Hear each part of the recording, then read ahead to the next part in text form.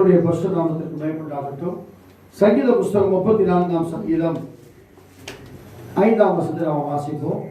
சங்கீதம் 34:5.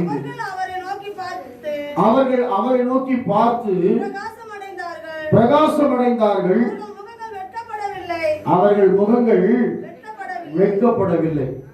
அல்லேலூயா சொல்லுவோமா? பிரியமான கர்த்தருடைய பிள்ளைகளே, நான் ஒரு முக்கியமான ஒரு காரியத்திற்காக தேவ சமூகத்தில் வந்திருக்கிறேன். அவர்கள் அவரை நோக்கி பார்த்து பிரகாசம் அடைந்தார்கள், அவர்கள் முகங்கள் வெட்கப்பட்டு போகவில்லை.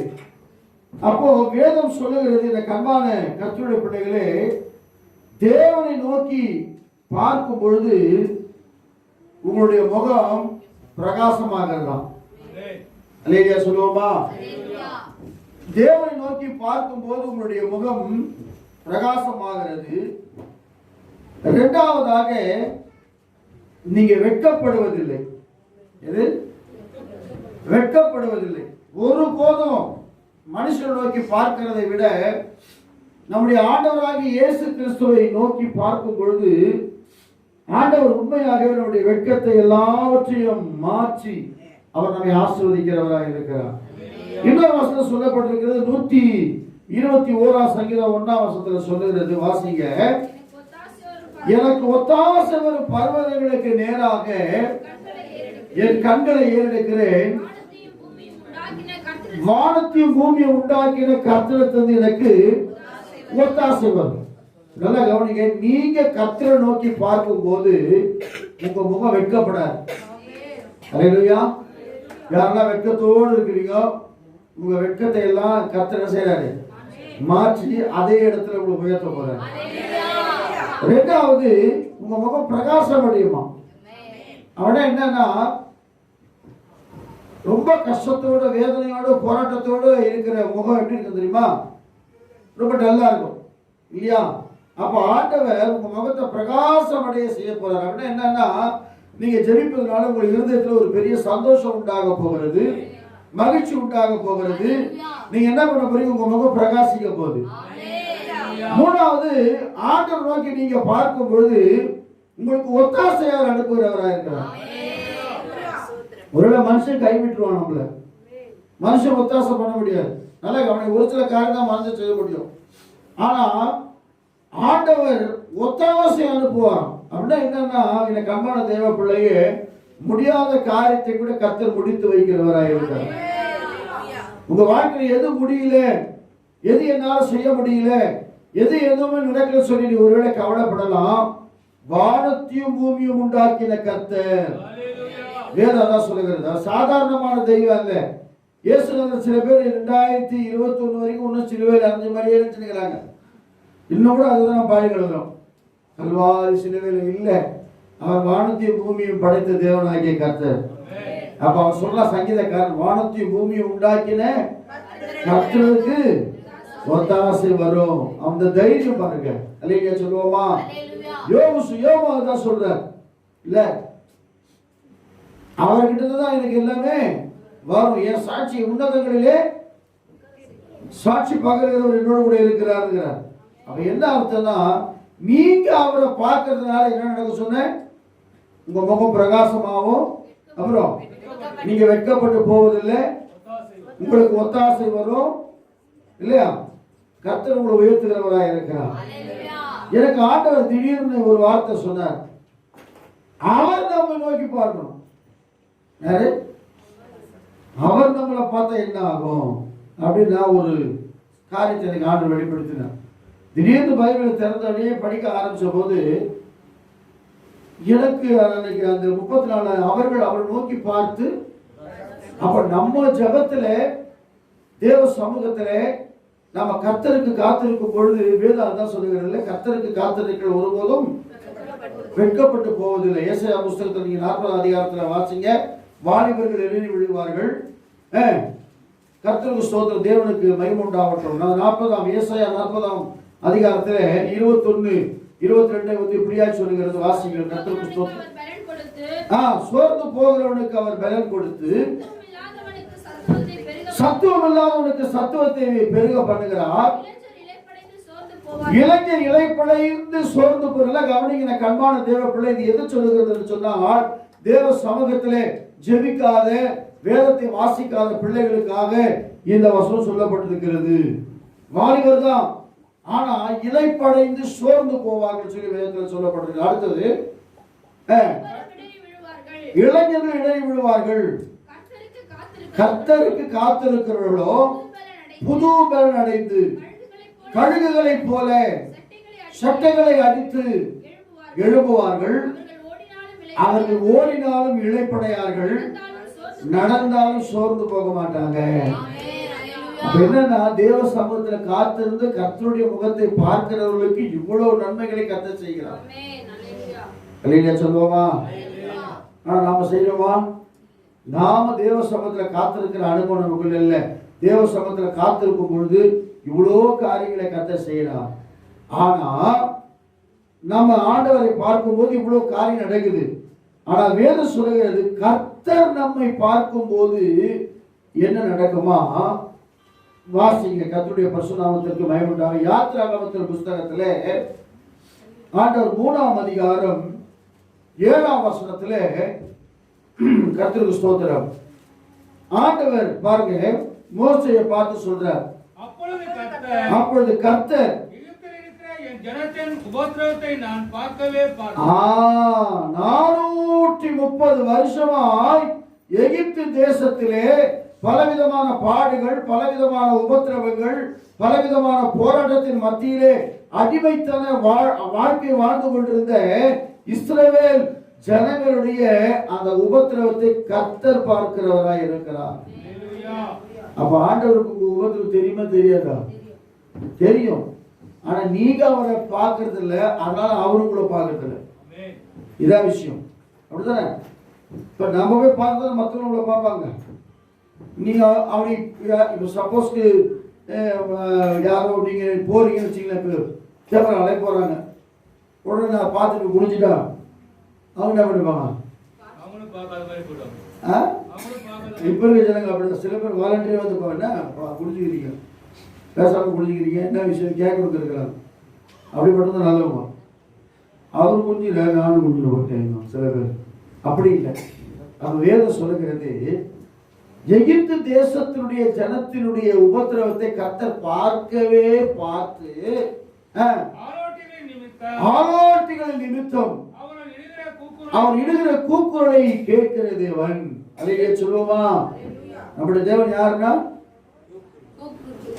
காண்கின்ற தேவன், கேட்கின்ற தேவன். அல்லேலூயா. ஆமா, அவர் காணாத தேவன் அல்ல. நம்ம செய்வோம், ஆண்டவரை எவ்வளோ ஜெபம் பண்ணுவோம், காது கேட்கவே இல்லை, நல்லா கேட்கும் அவருக்கு காது.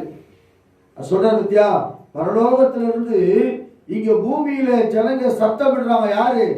இஸ்ரவேல் ஜனங்க பயங்கரமா சத்தம் விடுறாங்க. என்னன்னு? ஆலோட்டிகள் நிமித்தம் அவங்க படுகிற வேதனைகளை நான் பார்த்தேன்னு சொல்லி ஆண்டவர் சொல்லிட்டு, வாசிங்க திருமண வசனத்தை, அவர் எழுதுகிற கூக்குரலை கேட்டு அவர்கள் படுகிற வேதனையை அறிந்திருக்கிறேன்,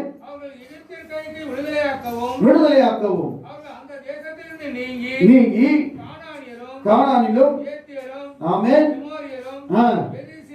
ஆமென் ஆமென்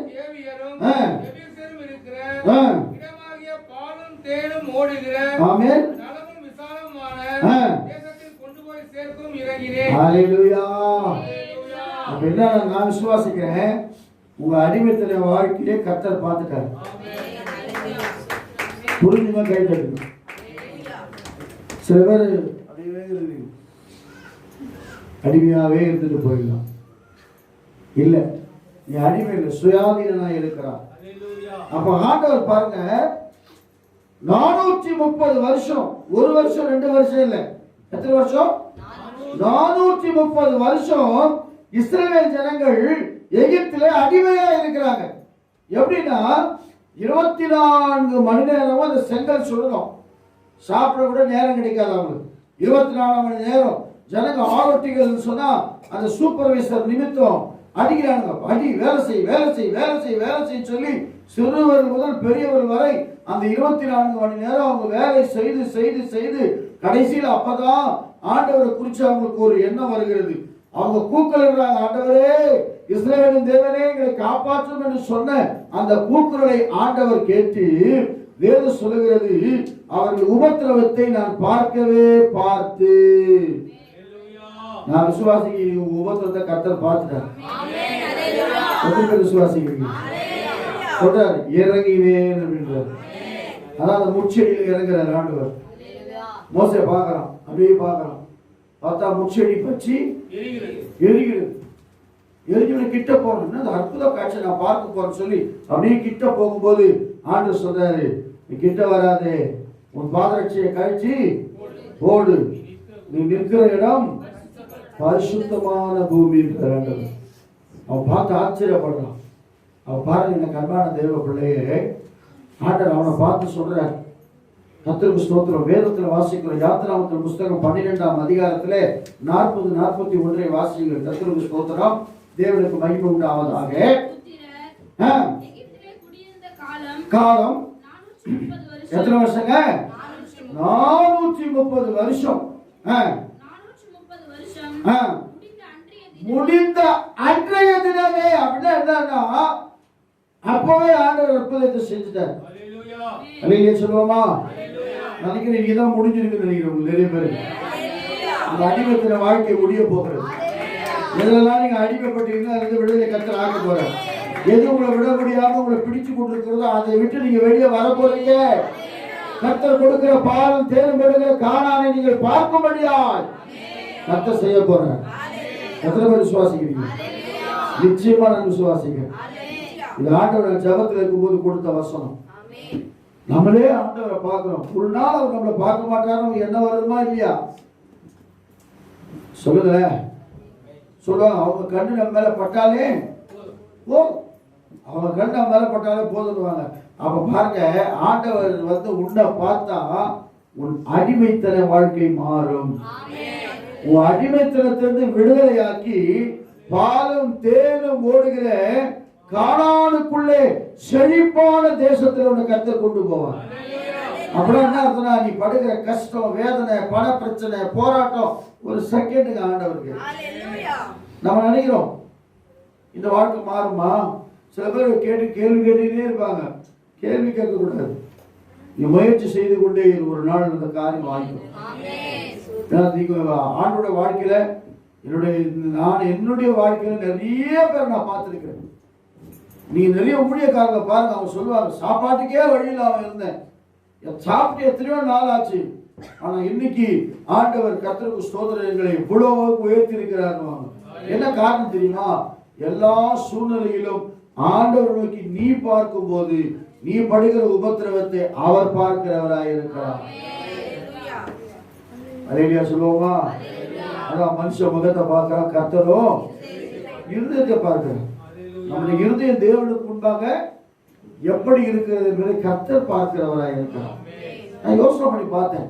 அப்ப 430 வருஷமா ஆண்டவருக்கு தெரியுது. ஆனா ஏன்னா அது வரைக்கும் அவங்க ஆண்டவர் நினைக்கல.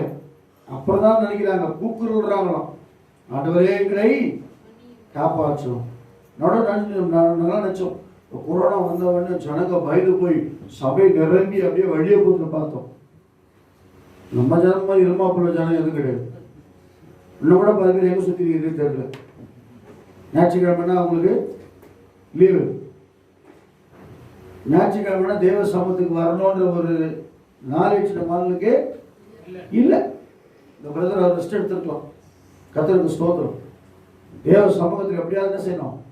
வந்து கர்த்தரை ஆராதிக்கணும். அதான் சொல்றாரு மோசே, ஒரு குலமும் பின் வைக்கப்படுவதில்லை. ஆடு மாடு இடு எல்லாம் நாங்க போய் கர்த்தரை ஆராதிக்க போறோம். எல்லாரும் எங்களை அனுப்பிடுறான் மோசே. அல்லேலூயா சொல்லுவோமா? அப்ப முதலாவது பாருங்க, கர்த்தர் பார்த்தால் என்ன நடக்கும்? உன் அடிமைத்தனை வாழ்க்கையை மாற்றி ஒரு பிளஸிங் கர்த்தர் அனுப்ப போறார். விசுவாசிக்கிறீங்க? முதலாவது நீங்க கர்த்தரை பார்க்க ஆரம்பிங்க. இன்னைக்கு உட்கார்ந்த தேவ சமூகம் 1 மணி நேரம் 2 மணி நேரம் பரவாயில்லைங்க. முதல்ல நமக்கு எப்பவுமே சரி, சில நேரம் நீங்க கண்களை மூடி ஜெபம் பண்ணும்போது உங்களுக்கு ஒரு தெளிவே இருக்காது. ஆரம்ப நாட்கள் சொல்றேன், அந்த மைண்ட் ஒருமனப்படவே படாது. 10 நிமிஷம் போட்டோம், 1/4 மணி நேரம் ஆகட்டும், அரை மணி நேரம் ஆகட்டும், ஸ்தோத்திரம் பண்ணிக்கிட்டே இருங்க. அந்த தேவ பிரசன்னம் வந்து உங்க உள்ளத்துல அப்படி இறங்கிடுச்சுன்னா நீங்க எத்தனை வரை ஜெபம் பண்ணணும்னு சொல்லி உங்களுக்கு தெரியாது. இந்த பிரசன்னம் உங்களுக்குள்ள வருகிற வரைக்கும் ஆண்டவரை நீங்க பார்த்துக்கிட்டே இருங்க. நிச்சயமா சொல்றேன், அவர் உங்களை பார்க்க போறார். இன்னைக்கு பார்த்து நீங்க படுகிற வேதனை, நீங்க எடுக்கிற கூக்குரல் எல்லாவற்றையும் கேட்டு உங்களை, உங்கள் குடும்பத்தை, உங்கள் பிள்ளைகளை இன்றைக்கு விடுதலையாக்கும்படி கர்த்தர் இறங்க போகிறார். அல்லேலூயா. அதனால்தான் பாருங்க சொல்றார், நான் இறங்கினேன். இறங்கினாரு. 12ஆம் அதிகாரத்தில் சொல்லப்பட்டிருக்கிறது. அப்படியே 430 வருஷம் முடிந்த பிறகு அந்த சேனை அப்படியே புறப்பட்டு போச்சான். அல்லேலூயா சொல்லுவோமா? இரண்டாவதாக ஒருத்தரை பார்க்கிறார் கர்த்தர். முதல்ல யார் பார்த்தார்? இஸ்ரவேல் ஜனங்களை பார்த்தார். இரண்டாவது ஒருத்தரை பார்க்கிறார். வாசிச்சு பாருங்க, யோபின் புஸ்தகம் 42ஆம் அதிகாரம் 9, 10, 11, 12 வாசிக்கும் போது வேகமாய் வாசிங்கள். கர்த்தருடைய பரிசுத்த நாமத்திற்கு மகிமை உண்டாவதாக.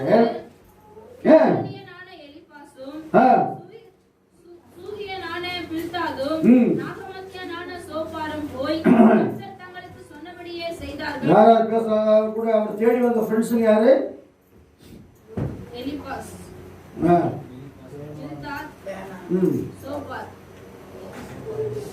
சூகியனான பில்தாத்து, தேமானியனான எலிபாசு, சூலவத்தியனாகிய சோப்பார், நாகமத்தியனாகிய சோப்பார். இவங்க 3 பேரும் எலிகுன்னு ஒருத்தர் சந்திப்பார். அவரை 4 பேர் சந்திக்கிறாங்க. சந்திக்கும் போது வாசிக்கிற தொடர்ந்த வசனத்தை, வேண்டுதல் செய்த போது அவன் சிறையிருப்பை கர்த்தர் மாற்றினார். அல்லேலூயா சொல்லுவோமா? யோபுடைய பிரச்சனை எல்லாருக்குமே தெரியுமா தெரியாதா? பயங்கரமான உபத்திரவம், பயங்கரமான பிள்ளைகள் மரித்து போறாங்க, ஆடு மாடுகளை சபையை ஓட்டி கொண்டு போறாங்க. அவர் உடம்பெல்லாம் என்ன ஆயிடுது? கொப்பளங்கள், எரி பங்கமான கொப்பளங்கள் வருது. ஓட்டை எடுத்து சுரண்டி கொண்டிருக்கிறாரு. அவங்க மனைவி சொல்றாங்க, தேவனை தூஷித்து ஜீவனை விடு. அந்த அளவுக்கு வெறுப்பு. மனைவிக்கு அவரை பார்க்க பிடிக்கல. பொதுவாக கணவர் பார்க்க பிடிக்க மாட்டேங்குது, அது வேற விஷயம். வயசானதுல பிடிக்க மாட்டேங்குது இல்ல? வயசான காலத்துல சும்மா எதுக்கு இப்படிலாம் பண்ணி கிடக்குறாங்க. ஆனா அந்த நேரத்துல சிரிக்கிறீங்க, சந்தோஷமா இருக்கு பார்க்கணும். அது ஏன்டா கட்டினான்னு தெரியலையே, என் தலைமையில கட்டி வச்சாங்க, தலைமையில கட்டி வச்சாங்க. அல்லேலூயா சொல்லுவோமா? அல்லேலூயா. அப்போ வேதம் சொல்லுகிறது, நல்லா கவனிங்க, கவனிங்க, கர்த்தருக்கு ஸ்தோத்திரம். அப்போ அவன் படுற வேதனையை பார்த்து அவளே சொல்றான், என்னையா கடவுள் கடவுள் கடவுள், உன்னை கூட கடவுளை பண்ற நீ? இவ்வளவு பிரச்சனை கொடுத்திருக்கிற கடவுளை, அவர் கடவுளாயா? தேவனை தூஷித்த ஜீவனை, தேவனை தூஷி மட்டும் சொல்ல, செத்தே போயிருக்காங்க. இல்லையா சொல்லுவோமா? தேவனை தூஷித்து ஜீவனை விடும். நம்ம ஜீவன் நம்ம கிட்ட இருக்கு, ஆபத்து இருக்குது, அவருக்கு தெரியும். அப்பதான் எந்த அளவுக்கு அவங்க வாழ்க்கை கசந்து போய் பண்ணிக்கலாம். நீங்க உடனே சொல்றீங்க, யோபுடைய மனைவி இப்படி பண்ணிட்டா, அவன் பயங்கரமான ஆளு அப்படி இப்படின்னு சொல்றாங்க. ஆனா அந்த உபத்திரத்தை அவளால் சகிக்க முடியல. தன் கணவன் படுகிற வேதனையே பார்க்க முடியல. ஏன்னா உடம்பெல்லாம் குப்பளங்கள் ஆகி அப்படியே ஓட்டு எடுத்து சுரண்டிக்கின்னு பார்க்கறதற்கே ஒரு அருவருப்பான வாழ்க்கை. கவனிகள் பிரியமான தேவ பிள்ளைகளை, கர்த்தருடைய பரிசுத்த நாமத்திற்கு மகிமை உண்டாகட்டும். அந்த நேரத்தில் கூட தன் சிநேகத்திற்காக என்ன செஞ்சாங்க? வேண்டுதல் செய்கிறான். ஆண்டவருக்கு அவங்க மேல கோபம் வருது. ஏன்னா யோபு பேசுற மாதிரி அவங்க நிதானமா பேசல, அவங்களும் ஒரு மாதிரி பேசுறாங்க. கர்த்தர் கோபப்படுகிறது. ஆனா வேதம் சொல்லுகிறது, தொடர்ந்து இங்க வாசிங்க அந்த வசனத்தை. வேண்டுதல் செய்த பொழுது அவன் சிறையிருப்பை மாற்றினார், எல்லாவற்றையும் பார்க்கிறோம் தந்தறினார். இல்ல கர்த்தர் யோபின் முகத்தை பார்த்தார் ஒரு வசனம் வருவாங்க. அப்பொழுது தேமானியனான எலிபாசும் சூகியனான பில்தாத்தும் நாகமத்தியனான சோப்பாரும் போய் கர்த்தர் தங்களுக்கு சொன்னபடியே செய்தார்கள். அப்பொழுது கர்த்தர் யோபின் முகத்தை பார்த்தார். ஆமென். கர்த்தர் சொன்னபடியே செய்தார்கள். நீங்க ஆண்டவர் சொன்னபடி செஞ்சா உங்க முகத்தை கர்த்தர் பார்ப்பார். என்னபடி? ஆண்டவர் சொன்னபடி மனுஷன் சொல்ற மாதிரி இல்லை. அல்லேலூயா சொல்லுவோமா? ஆண்டவர் சொன்னார், சொன்னபடியே கர்த்தருக்கு ஸ்தோத்திரம். அவர்கள் சகோதரர்கள் அவங்க வந்த ஃப்ரெண்ட்ஸுங்க செஞ்சாங்க. அவங்க மேல கோபம் வந்துச்சு ஆண்டவருக்கு. ஆண்டவர் ஒரு காரியத்தை செய்ய சொல்றார், அவங்க செய்யறாங்க, சொன்னபடியே செய்தார்கள். கர்த்தர் யோபின் முகத்தை அப்பதான் என்ன செய்யறாரு? பார்க்கிறார். அப்ப அதுக்கு யோபின் முகத்தை பார்க்காம இருந்தாரா? நல்லா கவனிக்க கண்பான தேவ பிள்ளைகள், வேதம் சொல்லுகிறது ஆண்டவர் உண்மையாகவே பார்க்கிறார் சொன்னா அவர் கர்த்தர் சாதாரணமா எல்லாரும் தான் பார்த்திருக்கிறார். இந்த வேதம் சொல்லுகிறது நான் உன்னை விட்டு விலகுவதும் இல்லை, உன்னை ஆமா அவர் நம்ம கூட தான் இருக்கிறார். ஆனா நீ செய்கிற செய்கைகளை அவர் காண்கிறவராக இருக்கிறார். நீ ஆண்டவருக்கு முன்பாக என்ன செய்து கொண்டிருக்கிறார், ஆண்டவருக்கு முன்பாக என்ன செய்து கொண்டிருக்கிறது அவருக்கு தெரியும். வேதம் சொல்லுகிறது கர்த்தர் யோபின் முகத்தை பார்த்தார். பிறகு அதுக்கப்புறம் படிக்காத வசனத்தை கர்த்தர் பார்க்க ஆரம்பிச்ச பிறகு அவன் ஜெபம் பண்றான். அவன் சிறையிருப்பை கர்த்தர் மாற்றிட்டு எல்லாவற்றை பார்க்கிறோம். சொல்லுவோமா? அப்ப என்ன ஆகுதுன்னா, முதல்ல கர்த்தர் பார்த்தார், இஸ்ரவேலுடைய அடிமைத்தன வாழ்வு மாறிச்சு. இரண்டாவது யோபின் முகத்தை கர்த்தர் பார்த்தார். நீங்க அந்த இடத்துல உங்க பேரை போட்டுங்க. பயங்கர உபத்திரத்தில் இருக்கிற பாஸ்டர், பயங்கரமான வியாதி எனக்கு இருக்கு, பயங்கரமான பலவீனம் இருக்கு, பயங்கரமான போராட்டம் இருக்கு. உங்க முகத்தை கர்த்தர் பார்க்க போறாரு. உங்க சிறையிருப்பு மாற போகுது. நீங்க ஏதோ ஒரு ஜெயில இருக்கிறீங்க, குழல்ல இருக்கிறீங்களோ, பாளையப்பட்டில இருக்கிறீங்களோ, மதுரையில் இருக்கிறீங்களோ, பாஸ்டர் தெரியும் போய்கிறாங்க. சொல்றேன், ஃபேமஸான ஜெயில்கள் பாளையங்கோட்டை ஜெயில் இருக்கணும். பாளையங்கோட்டை ஜெயில அப்பெல்லாம் இருக்க முடியாது. அந்த நாட்கள்ல இருக்கிற முன்னாள் முதலமைச்சர்லாம் இருந்திருக்கிறாங்க. கர்த்தருக்கு ஸ்தோத்திரம். பயங்கரமான ஜெயில். அப்ப என்னன்னா அந்த சிறையிருப்பை கர்த்தர் மாற்றி ரெண்டத்தனையா உங்களை ஆஸ்வதிக்க போறாங்க.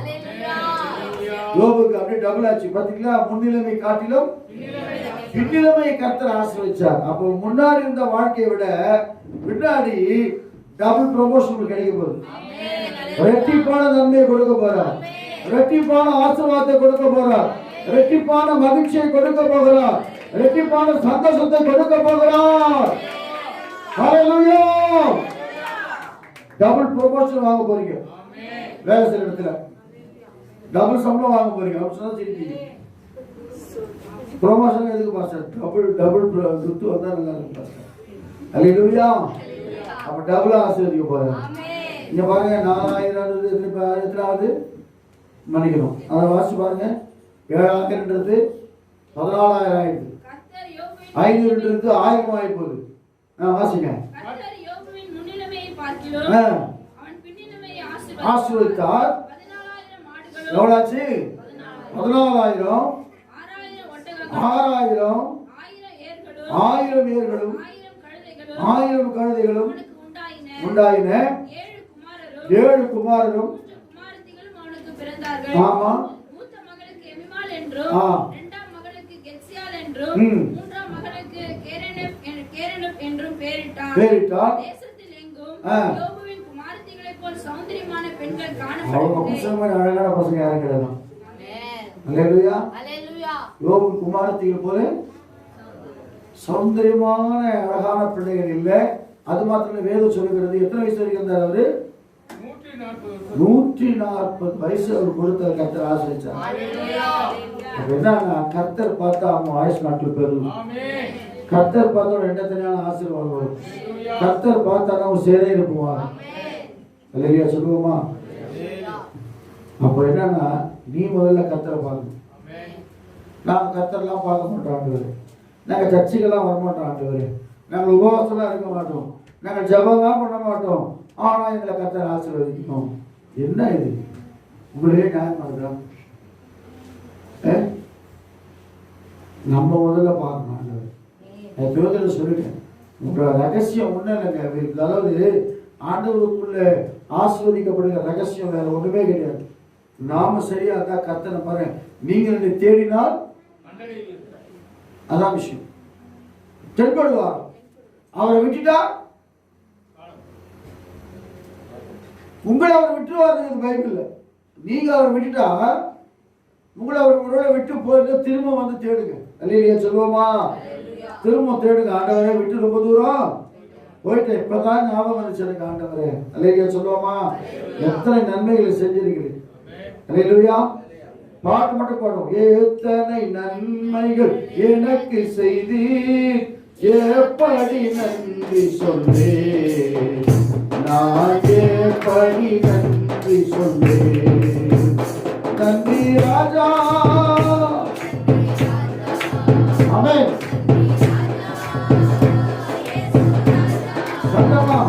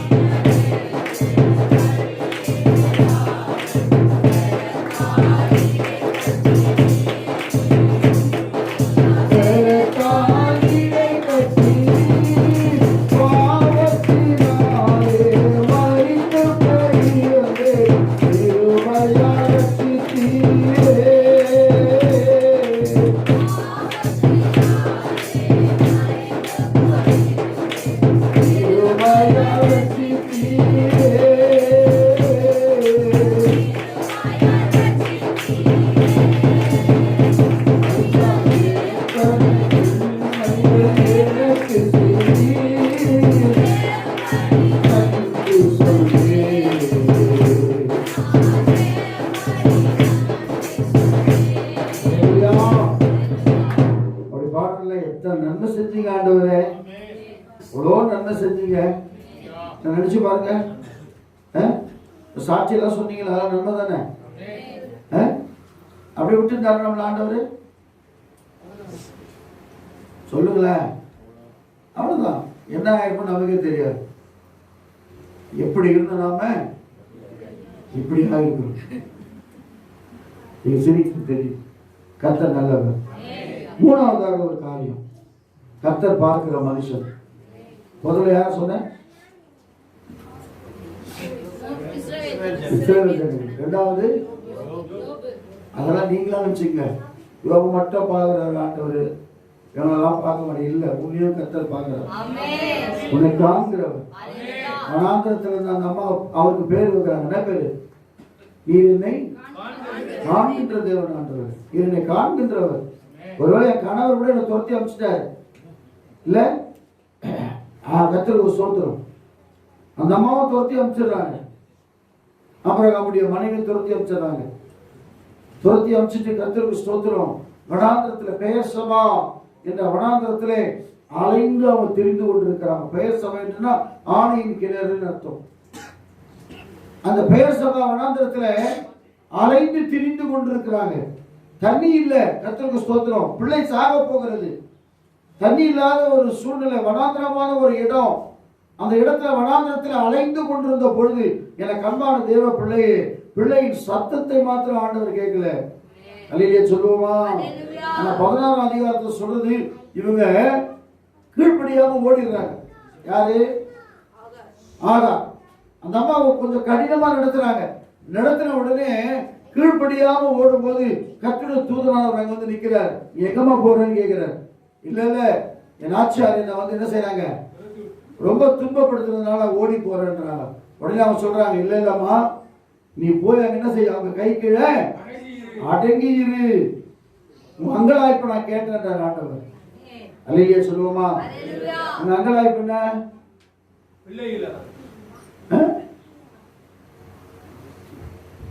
உன் பையனை நான் பெரிய ஆள் ஆக்குறேன் ஆண்டு சொல்றார். இஸ்மவேலா பெரிய வேலை ஆக்குன்னு சொல்றார். உன் அங்கலாய்ப்பை கேட்டுறேன்னா அங்கலாய்ப்பு என்னது?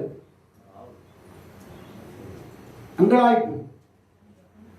உங்களுக்கு பிரச்சனை என்ன சொல்லுன்னு சொன்னா போதும், ஒன்று வச்சு எனக்கு அது இல்லை இது இல்லை அது இல்லை இது இல்லை இது இல்லை அது இல்லை அது இல்லை இது இல்லை ஃப்ரிட்ஜ் இல்லை வாஷிங் மிஷின் இல்லை அது இல்லை இது இல்லை. நம்ம சகோதரி கேட்டு உங்களுக்கு என்ன அங்கலாய்ப்பு சிஸ்டர், உங்களுக்கு என்ன வேணும்? அல்லேலூயா. கர்த்தர் வாலிப பிள்ளை கேட்கிறேன், உங்களுக்கு கணவன் எப்படி அமைய வேண்டி கேட்டு பாருங்க. 10 லட்ச ரூபா சம்பாதிக்கிற மாதிரி ஒரு கணவன் வந்து நல்லா இருக்கணும். அல்லேலூயா. அப்போ உங்க அங்கலாய்ப்பு கர்த்தர் கேட்கிறவராக இருக்கிறார். அந்த 16 அதிகாரம் ஆதியாகமத்தில் வாசிச்சு பாருங்களேன். கர்த்தருடைய பரிசுத்த நாமத்துக்கு மகிமை உண்டாகட்டும். ஆதியாகமத்தில் 16 மனைவியாக சாராய்க்கு பிள்ளை இல்லாது இருந்தது. ரைட், அதெல்லாம் விட்டுருங்க. ஓடி போனால் வழியில தூதனானவர் சந்திக்கிறாரு. கர்த்தருடைய தூதனானவர் அவளை வனாந்திரத்தில் குறுக்க போகிற வழியிலே வனாந்திரத்தில் சூருக்கு போகிற வழியிலே இருக்க நீருற்றண்டையில் கண்டு சாராயின் அடிமை பெண்ணாகிய ஆகாரே எங்கிருந்து வருகிறாய்? அடிமைத்தன வாழ்க்கை எங்கிருந்து வருகிறாய்? எங்கே போகிறாய் என்று கேட்டார். அவள் நான் என் நாச்சியாராகிய சாராயை விட்டு ஓடி போகிறேன். அப்பொழுது கர்த்தருடைய தூதனானவர் உன் நாச்சியாரண்டைக்கு திரும்பி போய் அவள் கையின் கீழ் அடங்கியிரு. பின்னும் கர்த்தருடைய தூதனானவர் அவளை நோக்கி உன் சந்ததியை மிகவும் பெருக பண்ணுவேன், அவசரப்படாதே. அது பெருகி எண்ணி முடியாததா இருக்கும் என்றார். இன்னும் கர்த்தருடைய தூதனானவர் அவளை நோக்கி நீ கர்ப்பவதியாய் இருக்கிறாய், ஒரு குமாரனை பெறுவாய். கர்த்தர் அங்கலாய்ப்பை கேட்டபடியால் அவனுக்கு இஸ்மவேல் என்று பெயரிடுவாயாக. ஆமென். அவன் துஷ்ட மனுஷனாய் இருப்பான். அவனுடைய கை எல்லோருக்கும் விரோதமாகவும் எல்லாருடைய கையும் அவனுக்கு விரோதமாகவும் இருக்கும். தன் சகோதரர் எல்லாருக்கும் எதிராக குடியிருப்பான் என்றார். அப்பொழுது அவள் என்னை காண்பவரை நானும் இவ்விடத்தில் கண்டேன் அல்லவா என்று சொல்லி தன்னோடு பேசின கர்த்தருக்கு நீர் என்னை காண்கிற தேவன் என பெயரிட்டார். அல்லேலூயா. அல்லேலூயா. நான் ஏற்ற காலத்திலே கர்த்தர் உங்களை உயர்த்தும்படிக்கு ஒரு பலத்தை கைக்குள்ள. ஆமா, அதான் விஷயம். ஆண்டு சொல்றார், நீ கர்ப்பவதியா இருக்கிறமா அங்கேயே இரு, நான் உன்னை பெரிய ஜாதியா மாத்த போறேன். உங்களை நான் கேட்டேன், உன்னுடைய கஷ்டம்லாம் எனக்கு புரியுது அப்படின்னு ஆண்டவர் ஒரு மனுஷனை போல அந்த மகளுக்கு சொல்லி திருப்பி அனுப்புறார். அப்புறம்தான் இஸ்மவேல் பிறகுறான். அவங்க திருப்பி அனுப்புறாங்க. வனாந்திரத்துல சாகரத்தை பார்க்க மாட்டேன்னு சொல்லி ஒதுங்குறான். அங்க ஒரு நீரூற்ற கர்த்தர் உண்டாக்குறார். அல்லேலூயா சொல்லுவோமா? அப்ப என்னன்னா, கர்த்தர் உன்னை பார்த்தாருன்னா உன் அங்கலாய்ப்பெல்லாம் மாறும். உன் அங்கலாய்ப்பெல்லாம் மாறும். அங்கலாய்ப்பு நீ இடுகிற புலம்பல் அர்த்தம். அங்கலாய்ப்பு சரியான வாழ்க்கை எனக்கு அமையலையே, சரியான கணவன் எனக்கு அமையலையே, சரியான பிள்ளைகள் எனக்கு அமையலையே, சரியான வருமானம் இல்லையே, சரியான அது இல்லையே இது இல்லையே என்று சொல்லி புலம்பிக் கொண்டிருக்கிற எனக்கு அன்பான சகோதரனே சகோதரியே, உன் அங்கலாய்ப்பை இன்றைக்கு கர்த்தர் காண்கிறவராய் இருக்கிறார். உன் அங்கலாய்ப்பை கர்த்தர் கேட்கிறவராய் இருக்கிறார். அதான் சொல்றாங்க, நீர் என்னை காண்கிற தேவன். அப்ப இன்னைக்கு உங்களை கர்த்தர் பார்த்துட்டார். எதை விசுவாசிக்கிறீங்க? பக்கத்துல சொல்லுங்க, கர்த்தர் உங்களை பார்த்திருக்கிறார். உங்க அடிமத்துல வாழ்வு மாற போகிறது, உங்க சிறையிருப்பு மாற போகிறது, உங்க அங்கலாய்ப்பு மாற போகிறது. கர்த்தர் உங்களை உயர்த்த போகிறார். அல்லேலூயா. அடுத்த வசனம் வாசிக்கும் போது நேர வேகமாய் கடந்து போகிறது. இந்த பெதஸ்தா குளத்தண்டையில 38 வருஷமா யாருமே அவனை பார்க்கல. ஆனா படுத்திருந்த அவனை இயேசு கண்டு எது படுத்திருந்த அவனை இயேசு கண்டு அவன் நெடுநாள் வியாதியிலிருந்து அறிந்து நீ சுகமாயே. அப்ப என்ன நெடுநாளா நீ வியாதிஸ்தனா இருக்கிற அப்படி என்ன அர்த்தம்? மாம்சத்தின்படி வியாதி வேற. மாம்சத்தின்படி சுகர் இருக்குது, பிபி இருக்குது, கொலஸ்ட்ரால் இருக்குது, டாக்டர் அதை சொல்லிக்கிறாரு, இதை சொல்லிக்கிறாரு, தலை வலிக்குது, வயிறு வலிக்குது, எனக்கு ஜீரணாகாம இருக்குது. அதெல்லாம் வந்து எது? மாம்ச சரீர பிரகாரமான வியாதி. ஆனா உள்ள இருக்குது. உள்ள என்ன வியாதி? நெடுநாளா எனக்கு விசுவாசமே இல்லை, நெடுநாளா எனக்கு நம்பிக்கையே இல்லை, நெடுநாளா என்கிட்ட ஜெபம் இல்லை, நெடுநாளா நான் பைபிள் வாசிக்கல, நெடுநாளா எனக்குள்ள விசுவாசம் இல்லை. எத்தனை வருஷமா இல்லை? ரட்சிக்கப்பட்ட நாள்லேருந்தே கிடையாது. அப்படியே வரேன், அப்படியே போகிறேன், ஃப்ரெஷ்ஷாக வரேன், ஃப்ரெஷ்ஷாக இருக்கிறேன், ஃப்ரிட்ஜில் வச்ச மாதிரி இருக்கணும். இல்லையா? இந்த பைபிள் பாருங்க வந்துட்டு பாஸ்டர் படிச்சு கீழ்ஸ்டா இருக்கு, அது பர்த்டே தான் அதெல்லாம் கிழியும். பாஸ்டர் படிச்சு கீழ்ஸ்டாரா இல்லை, அதான் உண்மை. படிச்சு கிழிக்கிறேன். நீங்கள் பைபிள் எடுக்கணும், படிச்சு ஃப்ரெஷ்ஷாக இருக்கும். பைபிள் பாருங்க, புதுசாக இருக்கும். அப்படியே வச்சுருவாங்க, வச்சுருவாங்க பண்ணலாம். அது அப்படியே திரும்ப யார்ட்டையும் ட்ரெஸ் பண்ணிக்கின்னு அப்படியே அப்படியே திரும்ப வச்சுருவாங்க. திரும்ப அப்படியே இருக்குது, திரும்ப அப்படியே இருக்குது. 30 வருஷமா அப்படியே தான் இருக்குது பைபிள் இருக்குது, 20 வருஷமா அப்படியே தான் இருக்குது பைபிள், 15 வருஷமா நீங்க பாருங்க, நீங்க செக் பண்ணி பாக்குறீங்க யாரும் பைபிள் கிழிஞ்சு இருக்குது, கசங்கி போயிருக்குது. அவங்களாம் உங்களுக்கு பரிசுத்த வாட்டு. அதுக்காக வீட்டில் போய் கசக்காதீங்க, அழுது போடாதீங்க. பார்த்து சொல்லிட்டாரு யார் பைபிள்லாம் கசங்கி இருக்குது, அது இல்லை. நீ படிக்கும் போது தானே வந்து பேசலாம் பட்டுற மாதிரி. அப்படின்னா நான் என்ன அர்த்தம்? படிச்சிருக்கிறேன்னு அர்த்தம். பைபிள்லாம் கிறுக்கப்பட்டிருக்கும், அங்கங்கே குச்சி வச்சிருப்பேன், அங்கங்கே எழுதிருப்பேன். அப்படின்னா நான் வரும் ஒவ்வொரு நேரத்தில் ஒரு ஸ்டார் போடுவேன், ஒன்று ரவுண்டு போடுவேன், ஒன்று சதுரம் போட்டு வச்சிருப்பேன். அப்படின்னா நான் 3ஆவது தடவை படிச்சுக்கிறேன், 4ஆவது தடவை படிச்சுக்கிறேன், 5ஆவது தடவை படிச்சுக்கிறேன் அர்த்தம். என் பைபிளை பாருங்க, ஒன்று ஸ்டார் போட்டு வச்சிருப்பேன், அதுக்கப்புறம் ஸ்கொயர், அதுக்கப்புறம் முக்கோணம் ஒன்று போட்டு வச்சிருப்பேன். இதெல்லாம் என்ன ஒவ்வொரு ஸ்டைல், ஒன்று சிலுவை போட்டு வச்சிருப்பேன். அப்போ 4ஆவது தடவை 5ஆவது தடவை பைபிள் படிக்கிறேன் அர்த்தம். அப்படியே ஃப்ரெஷ்ஷாக வருவாங்க, ஃப்ரெஷ்ஷாக இருப்பாங்க. அப்படியே எங்கே போயிட்டாங்க? அடுத்த வாரம் உனக்கு கவனிக்கிறேன். 38 வருஷமா நீ அப்படித்தான் இருக்கிற. இது இயேசு உன்னை பார்த்துருக்கிறேன். எழுந்து நடக்க போற படி, எழுந்து கர்த்தருக்காக நடக்க போற, கர்த்தருக்காக காலனி நிற்க போற, தெவரால போல கர்த்தரை தீர்க்கதரிசியா மாற போகிற. விழி விழி தெவராலே பாட்டு பாடு, ஜனத்துக்காக நீ கதற போகிற. உன்னை கர்த்தர் மாற்ற போற. எத்தனை பேர் விசுவாசிக்கிறீங்க? என்னை மாத்துங்க ஆண்டவரே, என்னை மாத்துங்க ஆண்டவரே. வேதத்தை நான் படிச்சு கரைச்சி குடிச்சு இருதயத்தினுடைய சுவாசமா இது மாறணும். அல்லேலூயா சொல்லுவோமா? ஆமா. என்ன சொல்லணும்? வாசிக்கணும், நேசிக்கணும், வாசிக்கணும், சுவாசிக்கணும். அப்ப உண்மையாவே நுரையீரல் நல்லா இருக்கும். இந்த பைபிள் உள்ள போயிடுச்சுன்னா சுகமாயிடும், இவங்களுக்கு சுகம் வரும். எத்தனை வருஷமா? எத்தனை வருஷம் படுத்துட்டாங்க? 38 வருஷம். நான் சொல்றது மாம்ச பிரகாரம். அவன் எழுதுகோடைய திமிர்வாதம் அவனுக்குள்ள இருக்குது. திமிர் உங்களுக்கு திமிர் இருக்குது. கர்த்தருக்கு பயப்படுற திமிர் பயமே இல்ல, திமிர். அதெல்லாம் நீங்க மாறுபடியே கர்த்தர் விரும்புறார். ஒப்பு கொடுப்போமா? எல்லா கண்களை மூடி தேவ சமூகத்தில் அவன் முதல்ல இஸ்ரவேல் ஜனங்களுடைய கர்த்தர் பார்த்தா அவன் இஸ்ரவேலருடைய வெரி குட். இரண்டாவது, மூணாவது, நாலாவது, ஆமா, அஞ்சாவது இருக்குது. டைம் ஆயிடுச்சு. நல்லா கண்களை போடுவோம் தேவ சமூகத்தில். ஆண்டவரே நீங்க பார், கர்த்தருனை பார்க்கிறார் மகனே, கர்த்தருனை பார்க்கிறார் மகனே. நீங்க இன்னைக்கு தேவ சமூகத்தில் முழுமையாக உன்னை அர்ப்பணித்து ஒப்புக்கொடு. சொல்லுங்க, எல்லாம் சொல்லுங்க. ஹல்லேலூயா.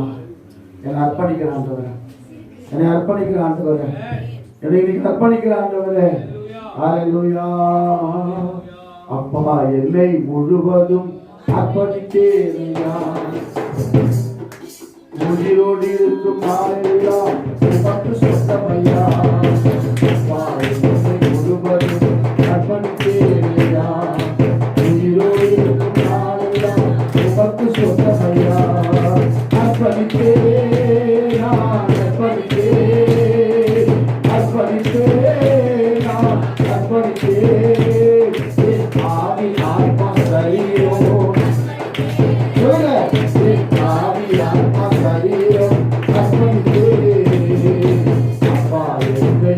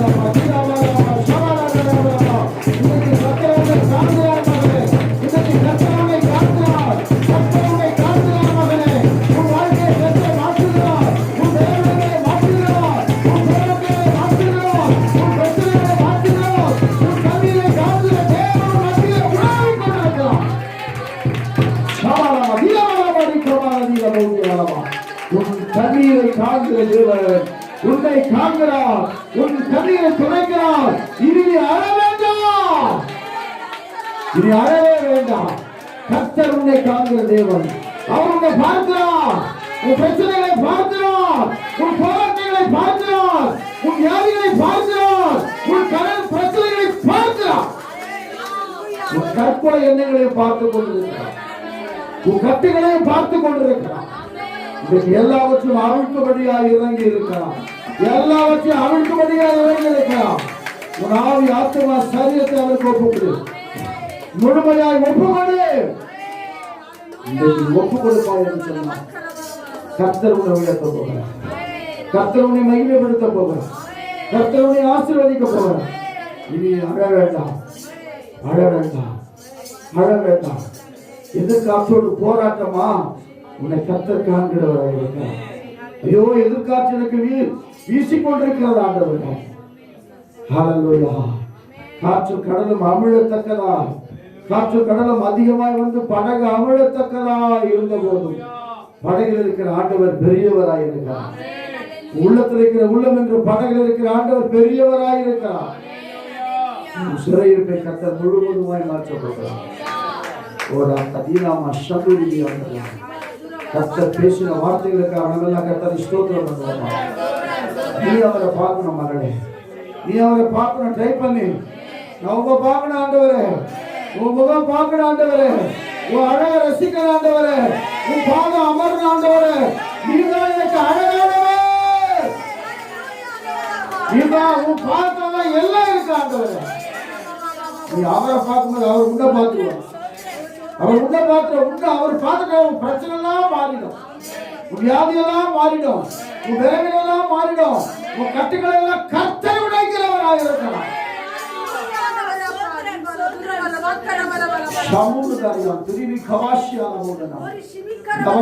அபிஷேகம் உனக்குள்ளே நிலைத்திருக்கிறது. ஒருவர் உனக்கு போதிக்க வேண்டுவதில்லை.